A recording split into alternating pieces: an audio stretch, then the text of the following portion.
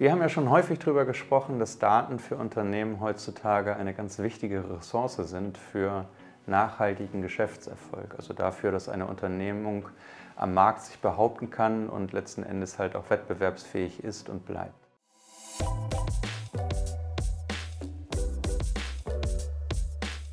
In dem Sinne ist es aber ganz interessant festzustellen, dass, wenn wir uns um die Frage kümmern, wie gut bewirtschaften Unternehmen eigentlich heutzutage diese strategische Ressource Daten, dass wir da doch, das muss man leider sagen, teilweise sehr ernüchternde Ergebnisse halt sehen. Denn wir haben vor etwas mehr als 5 Jahren in einem Projekt, was vom Bundeswirtschaftsministerium gefördert wurde, mal versucht, den Reifegrad des Datenmanagements in Unternehmen, also die Data Readiness, wenn man das mit einem Anglizismus beschreiben will, zu untersuchen und haben gemeinsam mit dem Institut der deutschen Wirtschaft tatsächlich eine repräsentative Umfrage gemacht in dem sogenannten Demand-Projekt, so hieß das Projekt, in der deutschen Industrie und haben festgestellt, dass 84% der deutschen Unternehmen sich, wenn es darum geht, die Data Readiness zu bewerten, als Einsteiger sehen. Und das muss man vielleicht noch etwas erläutern.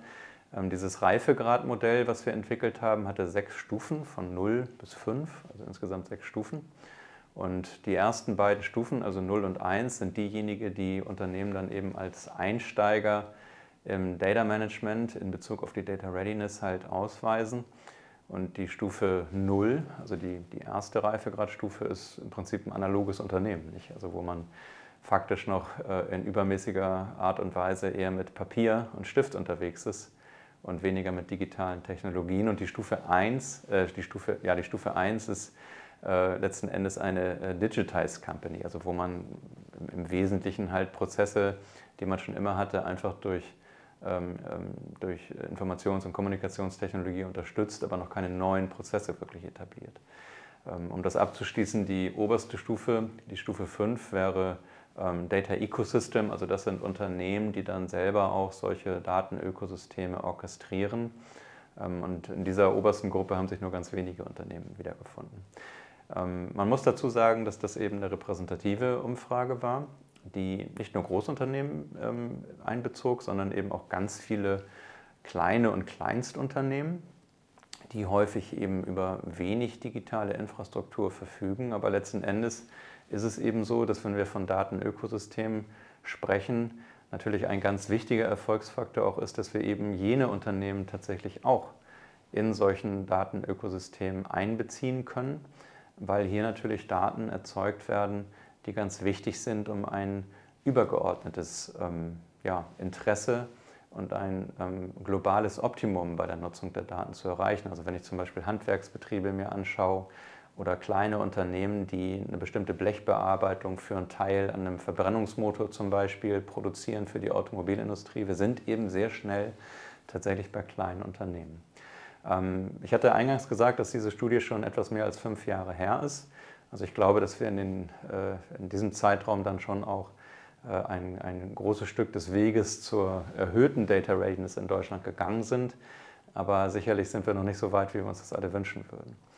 So, jetzt ist es ja immer so, dass die Erkenntnis zuerst steht und es ist immer gut zu wissen, wo man noch was zu tun hat und wo sozusagen auch Verbesserungspotenziale genutzt werden können.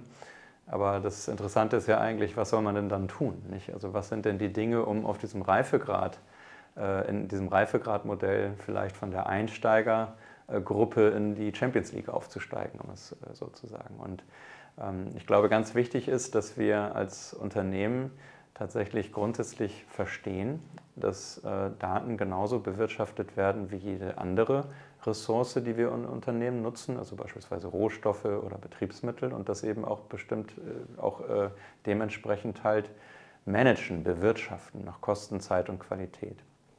Wir hatten auch schon in dieser Serie ab und an darüber gesprochen, was dazu eigentlich gehört. Aber auch die Frage, wie bewirtschaftet man denn die Datenressource in einem Unternehmen, entwickelt sich natürlich auch immer weiter.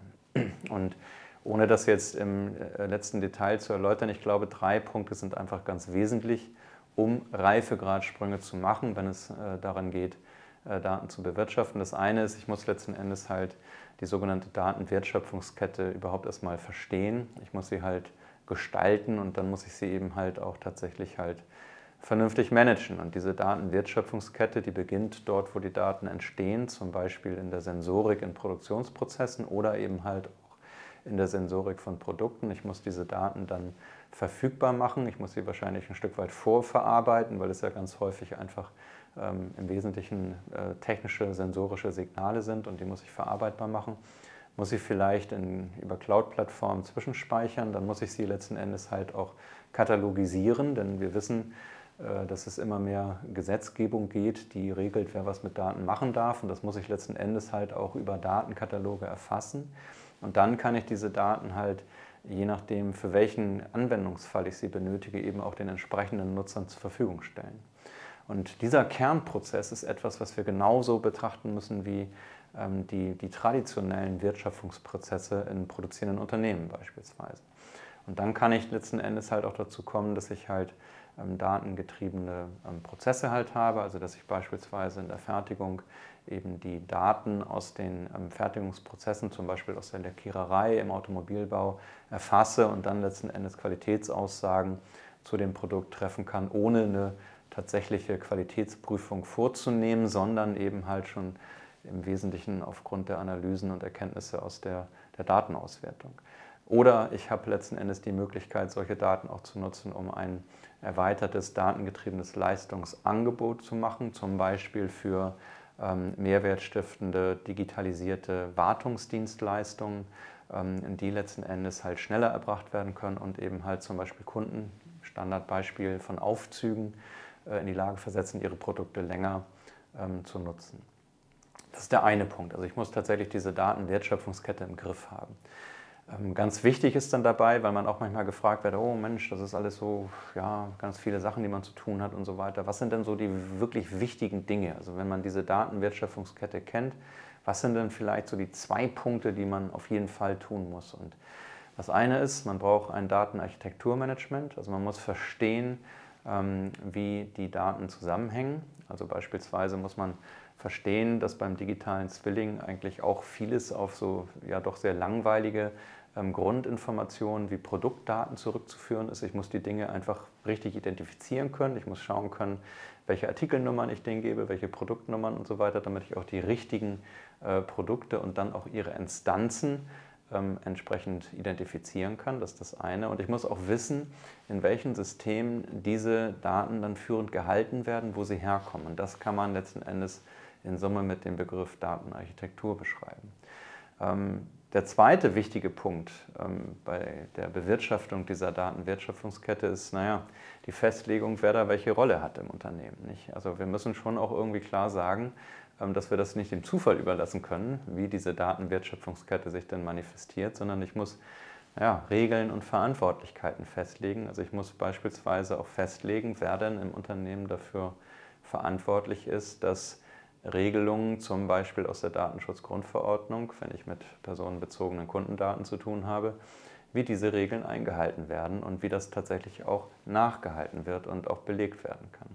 Und da sind wir eben halt bei dem Thema der Data Governance oder der Festlegung von Rollen und Verantwortlichkeiten im Umgang mit Daten, sodass man sagen kann, wenn man sich fragt, was sind es so in Summe die 2+1, also 3 wirklich wichtigen Dinge, um den Data Readiness Level in einem Unternehmen zu erhöhen, dann würde ich sagen, erstens Fokus auf die Datenwertschöpfungskette, verstehen, wie die Daten entstehen, wie sie letzten Endes bearbeitet werden, so dass sie genutzt werden können. Zweiter Punkt, oder 2a, wenn man so will, Datenarchitekturmanagement, also eine Auslegeordnung zu machen, wo eigentlich die Daten gehalten werden, in welchen Systemen sie bewirtschaftet werden und wie auch letzten Endes halt die Metadaten abgelegt werden in Datenkatalogen.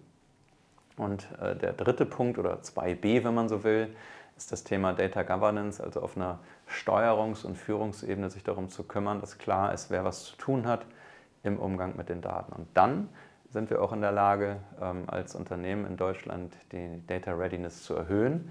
Und dann führt das dazu, dass wir einerseits unser eigenes Geschäftsmodell wettbewerbsfähig halten und auch letzten Endes vielleicht sogar in Zukunft noch wettbewerbsfähiger machen. Und auf der anderen Seite dann eben halt auch eine effektive Rolle spielen in Datenökosystemen, wie sie beispielsweise zurzeit unter dem Programm des Bundeswirtschaftsministeriums Manufacturing X aufgebaut werden.